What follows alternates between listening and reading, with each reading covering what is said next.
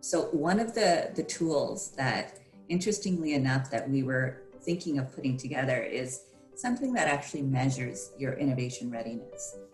And we find that when you're thinking about innovating and you're thinking about shifting and pivoting and everything else, what needs to exist? And organizations might think, oh, I'm going to put a chief innovation officer in place, and then I'm going to be good to go. But if you don't have other key elements in place, then innovation won't survive.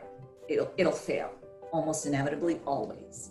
But there's very basic things that you need to really ensure that are in place. And we've talked around so many of them here today.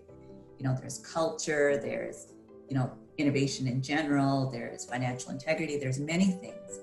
And so what we've done is, and hey, listen, we walk the walk and talk the talk.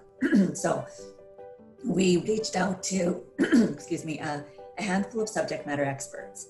And we said to them, this is what we're doing. And we started putting it together, and we crowdsourced, what their idea of innovation readiness and a thrive quotient is. So in today's environment, you don't want to just survive, you want to thrive.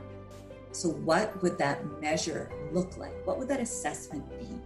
So we started putting it together, and we reached out to subject matter experts, and shout out to Jamie Neely, who is Trend Hunter's Chief Culture Officer. She was one of the individuals that we actually reached out to.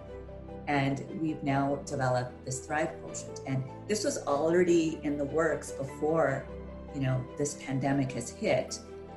But since the pandemic has hit, we really fast-tracked it because we saw the need and the urgency to have this in place.